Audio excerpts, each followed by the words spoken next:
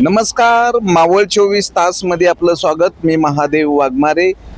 मावळ तालुक्यातील वडगाव तळेगाव फाटा मुंबई पुणे महामार्गावर मोठ्या प्रमाणात खडी व क्रशँड सांडल्यामुळे या ठिकाणी दुचाकी चारचाकी वाहनं घसरून अपघात होत आहे। मोठ्या प्रमाणात या ठिकाणी खडी क्रशँड साठलेला आहे आणि त्यामुळे ब्रेक दाबत असताना ही वाहनं जाग्यावर या ठिकाणी घसरून त्यांचा अपघात होतोय। दैनंदिन 8 ते 10 दुचाकी या ठिकाणी घसरून अपघात होतोय। वारंवार MSRDC आणि IRBला या ठिकाणची खडी उचलण्यासंदर्भात स्थानिक पोलीस आणि नागरिकांकडनं मागणी होती, पण या ठिकाणी अद्याप इथली खडी उचलली नसल्यामुळं वारंवार या ठिकाणी अपघात होतात। तर लवकरात लवकर IRBने येऊन या ठिकाणची खडी बाजूला काढून सुरक्षित प्रवासासाठी मार्ग उपलब्ध करावा।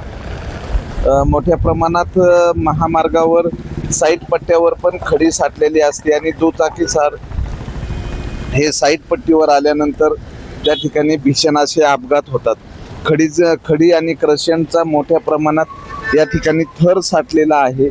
महामार्ग की खडी मार्ग अशी परिस्थिती या ठिकाणी झालेली आहे।